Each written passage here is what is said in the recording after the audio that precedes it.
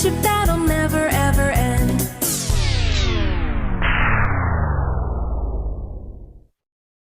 Run!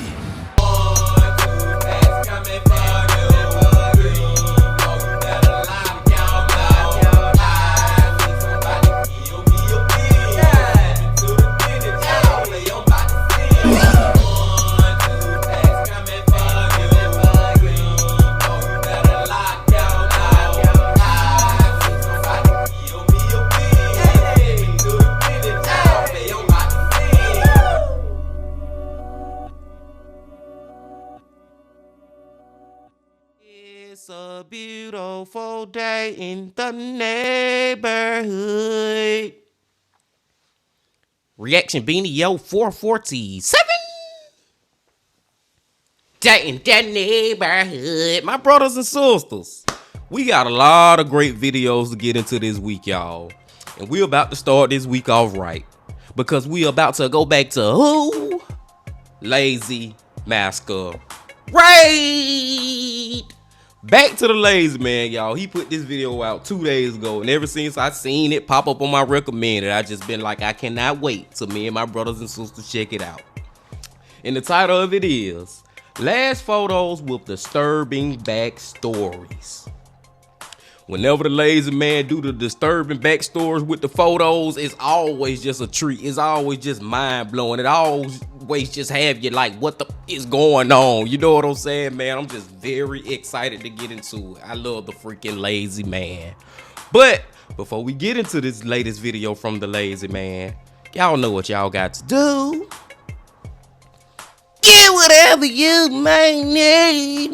Get what you need, please. We back to Lazy Masquerade. Y'all got what y'all need? Y'all ready to go? Then let's go.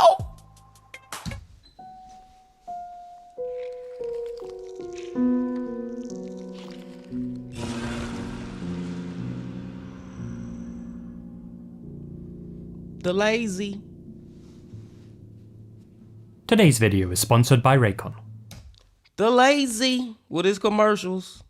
Get them Raycons, man. Look at the Lazy Man. Y'all get them Raycons, man.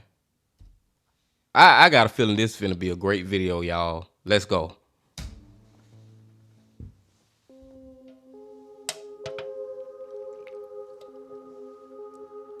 On May 12th, 2022, the badly decomposed remains of a still unidentified woman were discovered in a wooded area in Wadesboro, North Carolina, just west of a National Guard armory. The deceased, a scantily clad white female, estimated to have been between 20 and 40 years of age, couldn't be linked to any missing persons reports in the area. In lieu of her real name, whatever that may be, she was given the moniker Anson County Jane Doe. She was estimated to have perished at some point in 2021. Unusually, at the time of her demise, the only clothing that the woman was wearing was a black Secret Treasures bra and a pair of leggings. Her cause of death has never been officially announced. While attempting to identify the woman, the most compelling, and easily the most disturbing lead the authorities came upon were several images captured by a trail cam close to where the Doe's remains were found. The cam had been installed in a hunting zone near the armory to monitor a deer feeder, but instead of deer, it captured these.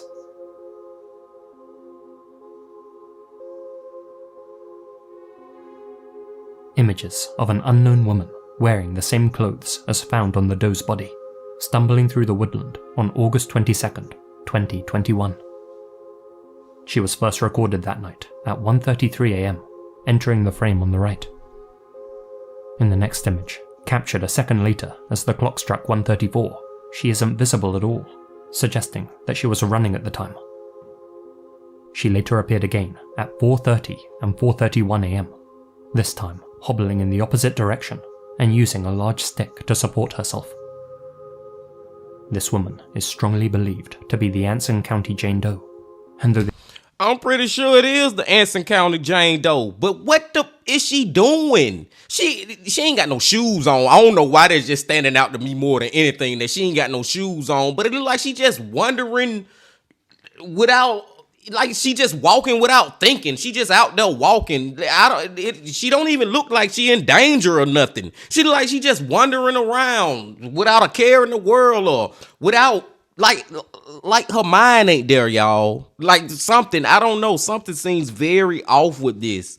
It's just weird. Who the freak would just walk around in the woods with no shoes on? I know I keep harping on that part, but even the fact that she just got a bra and some leggings on, this is crazy. They didn't know why this lone female was wandering through the dense forest in the middle of the night.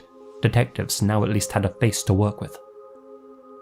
Forensic investigators analysed the images, but weren't able to draw many conclusions. It appeared as if the woman's leggings were wet above her knees, as was the lower half of her stick. That suggested that she had crossed a body of water, likely Culpeper Creek. She had perhaps slipped and hurt herself while doing so, hence the walking stick. Some theorize that she was suffering from a mental breakdown, but others have suggested an even darker possibility, that she was being held somewhere remote against her will, and with no time to get dressed, she had seized an opportunity to escape. Proponents of that theory believe that she ultimately met her end at the hands of her captor, who had somehow managed to track her down. Whatever did become of this woman, it's truly chilling to look over these images and imagine what her final hours must have been like. Wandering alone through the woods, lost in unending blackness. In February 2022, 6 months after the trail cam footage was captured, and a few months before the doe's remains were discovered, rabbit hunters stumbled upon a backpack containing an unspecified sum of cash close to the armory.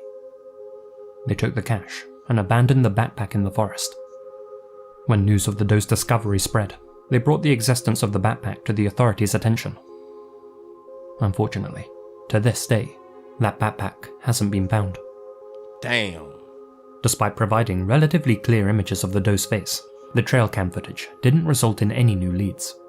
At least, none that the authorities have publicly announced. And that's another weird thing too, that like there was no, she like literally is a Jane Doe. Like she was not reported missing by none of her family, none of her friends. She don't look like, it's not clear that she even like live in the area. For all we know, that lady could have been from thousands or hundreds of miles away. You know what I'm saying, man? And I kind of like the theory that maybe she was being held captive somewhere in those woods by somebody. We have all watched the stories before, people holding people in freaking cages out in the woods like they a damn bear or a freaking animal. You know what I'm saying? Like they a freaking animal. So that is a nice theory that I probably could get behind. And then she escaped, and cause we watching her on that camera, and it's, you know, it's a camera that can pick up images in the dark, so to speak, or whatever. But her walking in those woods, it's dark as shit. She can't see pretty much nothing in front of her, for real, for real. So I kind of like that theory that maybe she had escaped and she didn't know where to go and how to get out of those woods, and that's maybe why she was walking in a circle. She probably was already out of her mind from escaping from the hellhole that she was in, and then maybe the dude or lady who held her captive ended up catching back up with her and killing her. I don't know, man. This one right here, y'all, you can come up with so many different theories and conspiracies. And that's the thing. Local law enforcement have remained unusually tight-lipped about this whole case, not releasing a description of the woman's remains, her cause of death, the colour of her hair, or even a description of the missing backpack. No major news outlets have reported on the story either, and it feels to many as if little's being done to solve this case. As one anonymous local resident put it, I sure hope I never go missing in Anson County. In conjunction with these creepy images, it's that silence that's fueled so much online interest in this story. With so many questions, and so few answers, the doe's identity has become a huge topic of discussion here on YouTube, over on Reddit, and, perhaps most importantly, on Facebook. Attempt to Locate is a Facebook group with 123,000 followers, a place for users to share photos related to UIDs, or unidentified decedents, and attempt to link them to the case files of missing persons. And while discussing these images of Anson County Jane Doe, several users brought up this woman. Amber Ray Johnston, a 36-year-old mother from Mojave County, Arizona, one who's been missing since August 2021. To quote her page on missingpersonscenter.org, Amber was last seen in Bullhead City in August 2021. She left all her personal belongings at her apartment. Her boyfriend left around that same time and went to Myrtle Beach, South Carolina, and Amber was supposed to take a bus to Myrtle Beach on August 16th and meet him there. In her last Facebook post on August 19th, she streamed live from a bus before getting off at Winston-Salem. She hasn't been heard from since, and it's not clear whether she arrived in Myrtle Beach or not. Curiously, Amber's food stamp card was used by another woman after her disappearance. The woman, when contacted, said Amber's boyfriend had sold her the card. In the months prior to her disappearance, Amber had been using drugs and acting paranoid. Her case remains unsolved, and the circumstances are unclear. Amber Johnston bears an undeniable resemblance to the woman captured on the trail cam, and I was just about to say that, man. They do kind of look like the same person, man. I'm not saying I'm 100% convinced, y'all, that is the same two. That is the same one we looking at in both of those pictures. But man, they striking a resemblance that's undeniable. And you got to add to the fact that she is missing just like Jane Doe is missing. You know what I'm saying? So maybe she is Jane Doe. I don't know. Let's go. the date of her last correspondence lines up perfectly with when the footage was recorded. This lead has since been brought to the authorities' attention, and it's yet to be confirmed whether Amber truly is the doe or not. Given just how much attention this case has received as of late though, I'd wager that the local authorities will dedicate more resources to identifying her, and that she'll be given her name back in the near future. Until then, Anson County Jane remains one of the USA's 14,000 unidentified decedents. I'll be sure to keep you all posted about any breakthroughs on my social media accounts. Boy, Lazy Man just said something that is just, it's sad, shocking, horrible, all that. There are 14,000 missing people cases going on right now. That right there is just terrible, man. And something that's rubbing me wrong with this case right here is it do kind of seem like the police or the government or somebody, like they not really too serious about solving this, and they trying to depress it. You know what I'm saying? That kind of rubbed me the wrong way. Make me think that the police officer had something to do with it or something, man. I don't want to make up no crazy conspiracy theories, but I'm just saying it just rubbing me the wrong way. But I hope that they get some more answers one day about who this person is, what happened to her, and all that. We need answers. But let's go to the next one.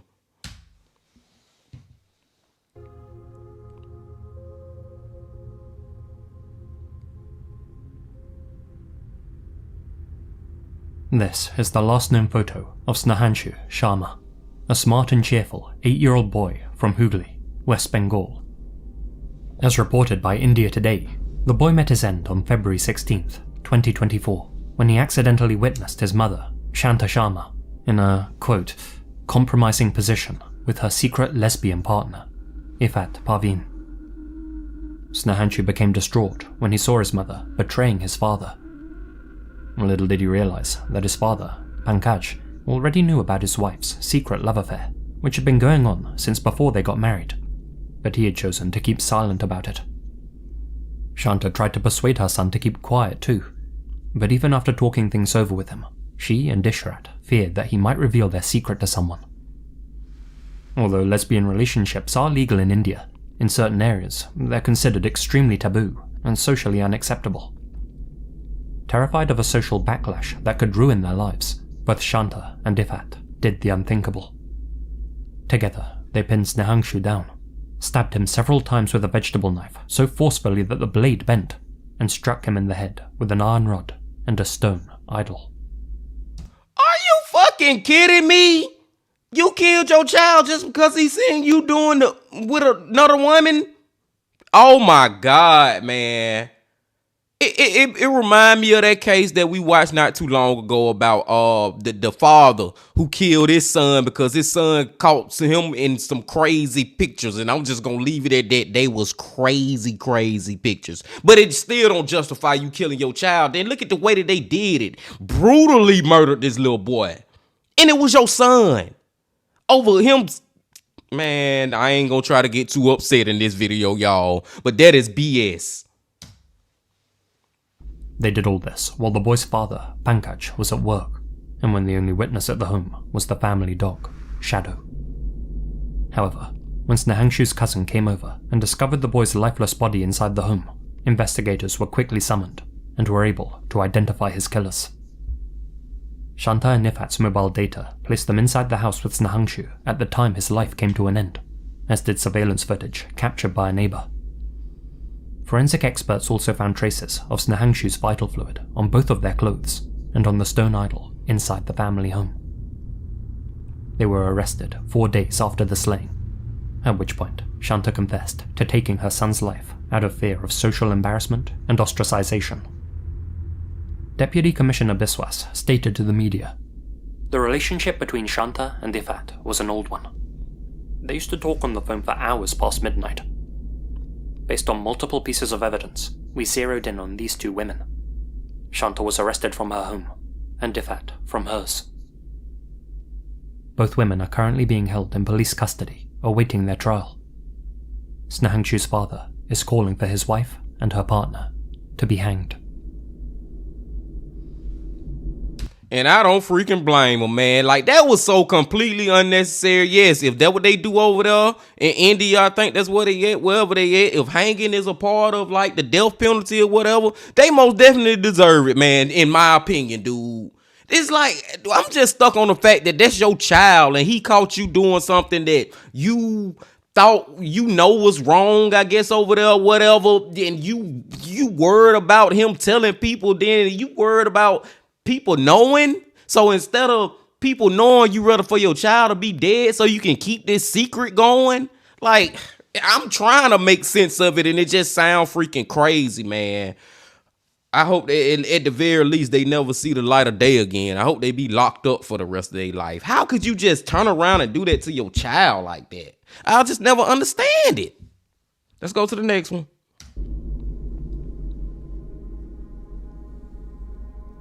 On September 20th, 2022, Emma Brown, age 12, was firing guns with her father, Daniel Brown, at their home in Poolville, Texas. Daniel ran a firearms business, and Emma had grown up around guns and ammo. That afternoon, the pair posed together for a photo before their joint target practice. Time out. I don't like the look on that little girl face, man. That look don't look right, especially when she got goddamn a fucking clip in her hand, loading that bitch up, about to get in the gun range. I'm not saying she the murderer or the victim. I don't freaking know at this point, but boy, that look right there is a little devilish to me. Maybe they just caught it at the wrong time. I don't know, man, but it don't look right. Let's see what the hell happened.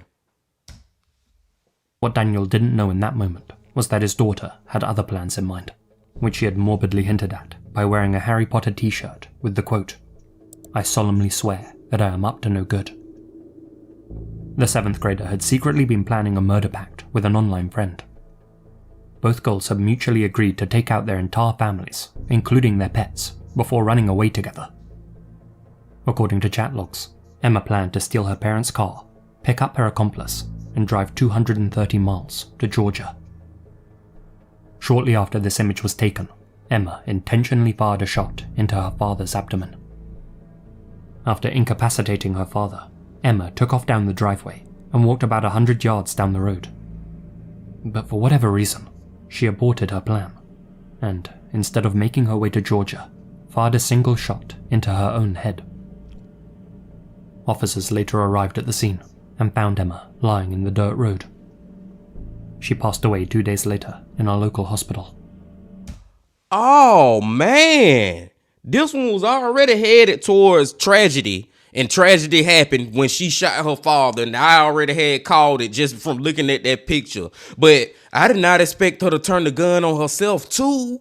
This little girl, I think she had mental issues. Not trying to make excuses for what she did, but she clearly had mental issues. And I'm not trying to tell none of y'all out there how to raise your kids. I'm just saying, man, little 13-year-old girls or boys, you training them how to use guns, maybe it's a little too early in their life for that, man. Like, maybe that's not necessary at that age. Maybe let her grow up a little bit more. 16 or 18. You know what I'm saying? I'm not trying to tell y'all how to raise your kids, but that's just that's a touchy situation there, because you never know what kids' minds are on and who they talking to, especially nowadays on the internet, and what they could be conspiring to do. All the craziness, man. That's crazy. Let's go. Her father, Daniel, survived his injuries. Emma's partner in crime, who also happened to be a 7th grader, was picked up by the authorities at her home in Lufkin and was charged with conspiracy to commit murder. And thankfully, she had either backed out of their mutual pact or never intended to go through with the plan in the first place, as her family were unharmed. She was fully prosecuted and sentenced in March 2023. Neither her name nor her sentence have been revealed to the public due to her age, and it's unclear how she and Emma had met, or why they both intended to eliminate their families and run off together. That one there just effed up. And I wonder what sentence the other little girl got in this case. I don't know, y'all. I don't know what kind of sentencing I can give her.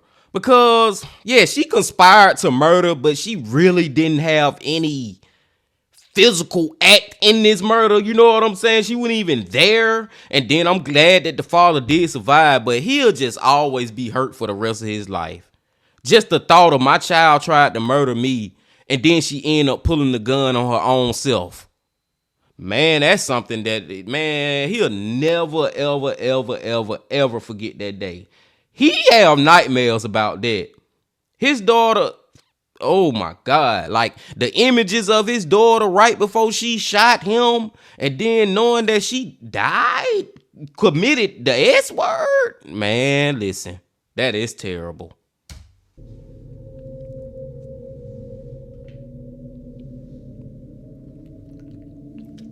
Icon Park's Orlando Freefall was touted by its operators as the tallest freestanding drop tower in the world. The attraction lifted riders in a gondola 430 feet above the ground, before inclining the seats forward 30 degrees and plunging them into a freefall, breaking 100 feet above the ground. Riders were only meant to experience a 4G thrill, a mild stomach upset, and a few laughs. But on March 24th, 2022, things ended very differently for one park guest.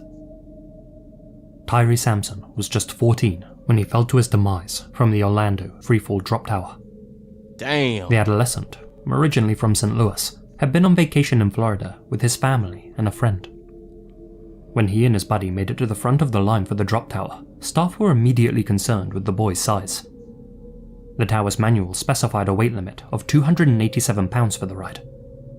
Tyree, who stood at 6'5" and weighed 383 pounds, was too large to fit safely into the seat. As such, the harness sensor in Tyree's seat had to be manually adjusted, loosened, and then tightened again, creating a larger gap than normal between his harness and the seat. The young attendant assisting Tyree had only been working at the park for 3 days, was still technically a trainee, and believed that because the adjustment had made the indicator light turn green, that it was safe to proceed with the ride. Man, this park, I hope the family sue the shit out of them, because they just all the way out of line. You know you aren't supposed to be, it clearly states in the rule book or whatever that he is way overweight to get on this freaking ride. You know what I'm saying? He is way over the weight limit. Then you trying to adjust the seat and do all this for him? Like, y'all know y'all ain't supposed to been doing that, man. Then the person who doing all this just started working there. Where is her trainer at? You know what I'm saying? She still should be in training. Like, this park just is completely out of line for this, and they need to be held 100% accountable. Moments before the ride was activated, Tyree could tell that something wasn't right, and reportedly said to his friend beside him, "I don't know, man. If I don't make it down safely, can you please tell my mama and daddy that I love them?" This photo shows Tyree seconds before the gondola began to rise. His shoulder bar was noticeably looser than his fellow riders. I mean, look at that. Lazy man, right? Just look at that. Look out of two To the right of him, the damn arm bar, whatever, the chest plate, whatever you call it, is all the way down and snug and tight. And look at his. His look like I can just walk up and just do like this and it'll just fly up like that. It don't even look like it's holding him down at all. Man, listen. After the ride reached its target height of 430 feet, Tyree began to panic, realizing that he wasn't properly secured. But by that point, it was too late. The ride went into freefall. The brakes applied, and because of the G-force, Tyree was effectively sucked through the gap in his harness and hurtled to the concrete, smashing into the ground head first. He died shortly after impact. Video footage of this incident exists, but for obvious reasons, I don't recommend seeking it out. The visuals, and in particular, the sound, are absolutely soul-crushing. Even worse, when viewing it, it's apparent that nobody immediately helped the boy, and park employees can be heard trying to pass the blame. A lawsuit filed by Tyree's family claimed that there were no visible weight limits or scales at the ride location. After learning the details of what happened, I can't help but wonder, why wasn't he turned away? Said Tyree's mother. He'd been refused on other rides, so why not this one? I understand he's a child. He insisted on riding with his friend, I get that. But as an adult, or a ride attendant, that decision should have been made. His feelings might have been hurt, but he would still be here with me. Exactly. The mama just said it all, man. Dude, the onus is on y'all to tell this little child that no, you are overweight. Like, it ain't on him. It's on y'all to stop him. Y'all have the power to deny him from getting on this ride, and y'all still let him own it. Sad, man. His family filed a wrongful death suit against the owners of the amusement park and settled for an undisclosed amount. The ride has since been dismantled. Sad, y'all. On July 6th, 2023, 2 students disappeared from India's northeastern state of Manipur. Hijam Linthongambi, a 17-year-old Meitei Hindu, had been attending tutorials that morning and was later captured on CCTV riding on a motorbike with her friend, Fijam Hemanjith, age 20. When both youngsters failed to return home that evening, their families reported them missing. For over 2 months, their whereabouts and well-being remained a mystery. Both sets of parents clung on to hope that their children would be found alive and well. That is, until late September, when this photo went viral on social media. The image shows both missing students seated together in an outdoor wooded area. Linthongambi wears a mask and looks directly at the camera with a scared expression, while Hemanjith's gaze is averted and empty. 2 armed individuals, their captors, can be observed in the background. Members of the rival Kuki Christian community who had forced the 2 students into one of their trucks at gunpoint. In May of 2023, violence had erupted between the Meitei people, who make up the majority of those living in the Yamphal Valley region of Manipur, and the Kuki-zo tribal community, who called the surrounding hills home. The Kuki people have long complained about feeling marginalized and persecuted by the Meiteis, who hold more sway with the state government, and tensions came to a boiling point when the Meiteis demanded official tribal status, which would allow them to buy land and settle in predominantly Kuki areas. To date, approximately 200 people have been killed during the conflict, more than 1,000 injured, 60,000 displaced, and countless women essayed and publicly humiliated. It's safe to say that atrocities have been committed by both sides. Now, I'm by no means an expert, but from my understanding, the Kukis have a legitimate grievance with how the state government favours Meitei people. However, in this case, Kuki militants seem to have taken their frustrations out on 2 innocent young people and decided to make an example out of them. And that's what I hate, y'all. That part right there. They are innocent. They ain't got nothing to do with this war or rivalry or what beef that y'all 2 got on. 2 different groups, you know what I'm saying, got going on. Gangs, whatever you want to call them. It ain't got nothing to do with it. They just like a tragedy of war. You know what I'm saying, man? It's so freaking sad. I watch a lot of videos like that from our boy from Death Door, man, with the cartel and how the cartel would take innocent people that's in the family of these cartels that have nothing to do with being in the cartel other than they related to these people, and they would kill them before they kill the damn gang members just to take it out on you, just to make you have to suffer and live with the fact that, and I'm talking about children, it didn't matter, children, brother, sister, mama, daddy, uncle, it don't freaking matter. And it's just like, man, they got caught up in some stuff that they ain't even have nothing to do with. By the time this image had surfaced online, the conflict had become so inflamed that curfews and internet blackouts were ordered. Another blackout was issued after it was posted too, leading many to hope that peaceful negotiations may result in Linthoi Ngambi and Himanchith's safe release. But when normal internet services returned on September 25th, a second picture began circulating online. One that showed the bodies of the two students lying in a pit. Dang. They were wearing the same clothes as seen in this image, and it's believed that they were executed mere moments after it was taken, likely as revenge against the Métis. Hicham Shantikumar, Linthoi Ngambi's uncle, revealed that these images had broken the poor girl's mother.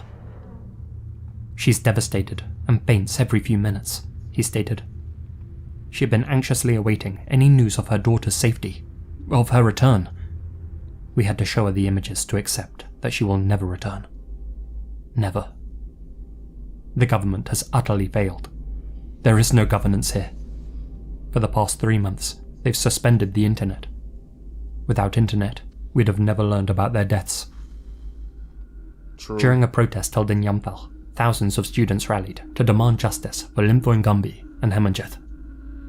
At least 45 protesters sustained injuries following clashes with the authorities, who deployed tear gas and fired rubber pellets. "I want to assure the people that both the state and central government are closely collaborating to apprehend the culprits," Chief Minister Singh stated on Twitter.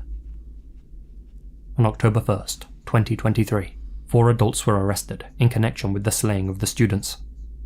2 men, Palminlan Haukip and Smallsom Haukip, and 2 women, Lingnajong Baitakuki and Tinaling Hintang.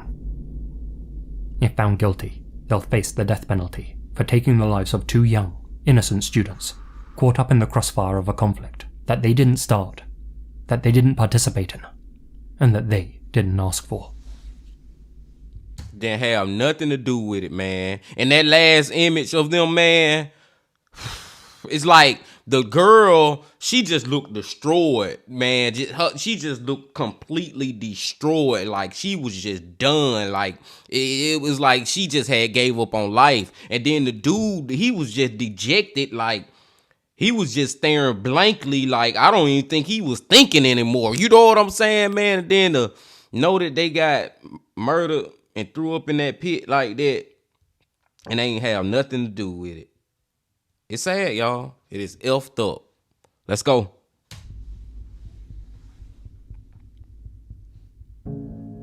Darren Charles Mitchell, 21, was a National Guardsman and father from Navasota, Texas. May 26, 2016 was a torrentially rainy day in that part of the Lone Star State, and as Darren travelled down Highway 105 just outside of Brenham, his truck became trapped in flash floodwater which washed out the road. He clambered out into the bed of the vehicle and called his brother to let him know the situation, that he was trapped but still alive. But the floodwater continued to rise at an alarming rate. A high percentage of flood-related fatalities come from being hit by debris, and so, perhaps fearing being struck or washed away, Darren clambered back into the driver's side seat. Shortly thereafter, at 6:29 PM, he posted this photo to his Facebook page. The caption read, "All I wanted to do was go home." But Darren would never get to go home again. Moments after uploading this photo, his vehicle became fully submerged. One local resident, Lashondo Smith, watched in horror as Darren's truck was swept away by the water. All of a sudden, he got back in his truck, and like maybe 10-15 minutes after that, it just flipped and he topsided into the water. It just disappeared. You didn't see tires, his truck, nothing. The following morning, Darren's body was found downstream in Kirkendall Creek. He was far from the only person who lost their life during that flood. Layla Holland, 64, drowned when floodwaters consumed her home. Jimmy Wayne Schaefer, 49, was swept away in his vehicle. Florida Malima, 23, drowned in her car. And Purali Umatia, 59, was found lifeless in Yegwa Creek. Damn, man. Freaking water, y'all, is one of the most dangerous things on earth. Seriously, too much water can kill anybody, whether you're drinking too much of it or it's goddamn getting in the wrong places in your body, getting in your lungs, and you know what I'm saying? You freaking drowning from it. Water is dangerous as hell. And I just want to just say to all y'all out there who don't know or whatever, man, just want to get this warning out there. Do not try to drive in flooded areas. If it look too deep, don't think your car gonna be able to get through that water without start floating, man. I have seen it happen. I have seen some effed up stuff happen like that, man. I basically seen somebody die from going into some flooded water that they should have never took their car into, and the car ended up getting floating away and they drowned. And that last picture that he sent, and he was showing him in the car, he said all I wanted to do was go home. Stuff like that, boy, just kind of choke you up. Let's go to the last one.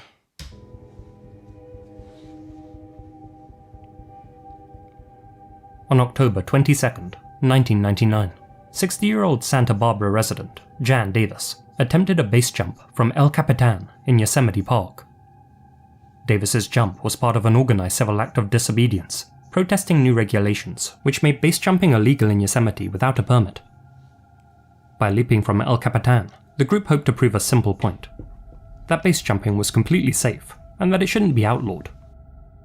The protest was organized in reaction to the drowning death of fellow jumper Frank Gambale III on June 9th. Frank had successfully parachuted from El Capitan, but drowned in the river below while attempting to escape from rangers, once who were staking out the mountain to catch jumpers breaking the new regulation. Jan was the fourth of 5 jumpers who had gathered at the top of El Cap to attempt the jump. The first 3 successfully executed their jumps and received cheers from the 150 or so onlookers at ground level. These jumpers were subsequently taken into custody by rangers stationed at the bottom of the mountain. But they all anticipated this. Jan herself had even dressed in an inmate's outfit, mocking what she considered a ridiculous regulation. At approximately 1:20 PM, it was her turn to step up to the plate. An experienced jumper who had performed stunts in movies like Waterworld and Congo, Jan showed no signs of fear as she shimmied up to the edge of El Cap.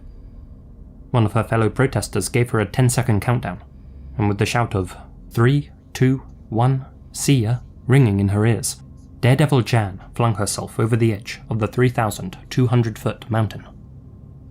I just don't know how people like to do that. Like, I don't know how it's that exciting. Like, that is just an adrenaline rush that'll freaking kill me, man. I've been had a heart attack while I'm falling off that damn mountain. I wouldn't even have a chance to pull my parachute. Like, to each his own now, and I'm not trying to talk bad on anybody who into freaking skydiving or base jumping or parachuting or freaking whatever. I'm not trying to, hey, everybody love different things, different strokes for different folks, but I'm just saying for me, just watching her do it is freaking crazy. Let's go. Initially, all appeared well, but onlookers grew concerned when she didn't deploy her chute at the recommended altitude. "Pull, woman," muttered the cameraman as he watched her falling towards the rocks below at full speed. "Dude, she's got problems, man," he said a few seconds later. Jan fell for over 15 seconds before striking the talus slope at the cliff's base. Damn. She died on impact. Investigators later found out that Jan was jumping with borrowed gear, fearing that the rangers would confiscate hers upon her arrest. Trouble was, Jan usually pulled the cord on her back. On the borrowed jumpsuit, the cord was on her leg. This likely led to confusion mid-jump, and unfortunately, spelt her doom. Base jumpers argue that by prohibiting the activity, rangers are forcing hobbyists to take unnecessary risks, such as jumping in low light and using older gear that they don't mind being confiscated. but rangers argue that the community's readiness to break their own rules is exactly why base jumping can't be allowed. And, ironically, Jan's protest jump served to highlight their point. Although base jumping is still banned in Yosemite to this day, hang gliding is permitted 1 day a week from Glacier Point. The hang gliding community have always been very compliant with the regulations, said Yosemite spokesperson Scott Gediman, whereas the base jumpers have not.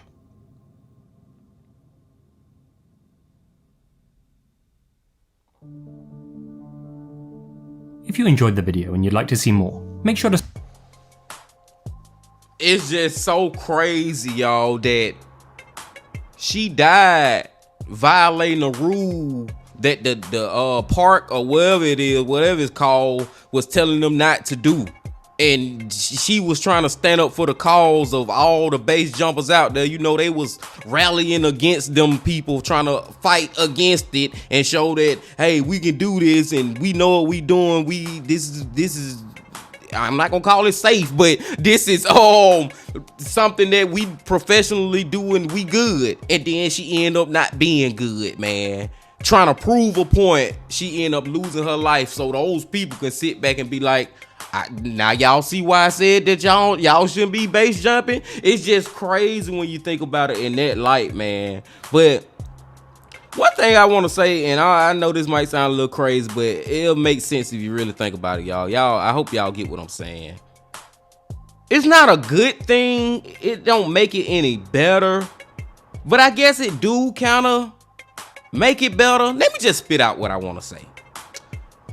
People dying doing what they love to do, like a passion of theirs. In a way, it's still sad. Now, it's still sad, but you still can sit back and be like, she died doing what she wanted to do.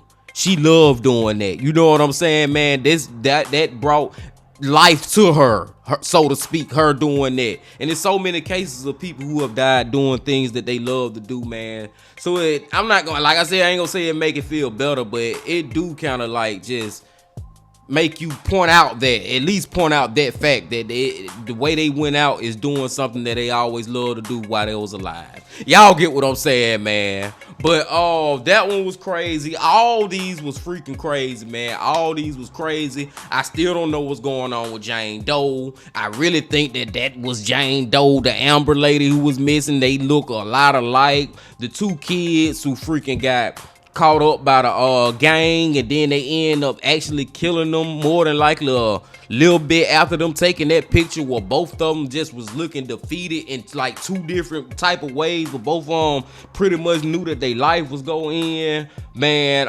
The boy and the damn, I call it a mega jump because that's what they call it where I live, at the amusement park, man. He should have never got on that ride, y'all. Like, dude, I hope that family got millions and millions of dollars, man, for that. And I know money won't bring him back, but the people at that park, the employees of that park should be held all the way accountable for that one, y'all. And let me see real quick. Go through all real quick. Oh my God, this one right here. The boy, mama who killed him because he seen her having sex with her lesbian girlfriend or whatever. She scared that he gonna tell somebody, so y'all just resort to stabbing him to death. Man, like I said, and like the father said, y'all need to be hung, man. F that. Oh man, then this one right here. How could I forget this one, my brothers and sisters? With the little girl who the daddy was teaching her how to shoot, in my opinion, at a way too young of an age. That's just my opinion. Like I said, I ain't trying to tell you how to raise your children. But the fact that he survived, but she ended up killing herself, that man gonna be effed up for life off that. He gonna be effed up in so many ways off that. He lost his daughter. The last images of his daughter was his daughter trying to kill him. You know what I'm saying? Like, man, that right there is terrible too, y'all.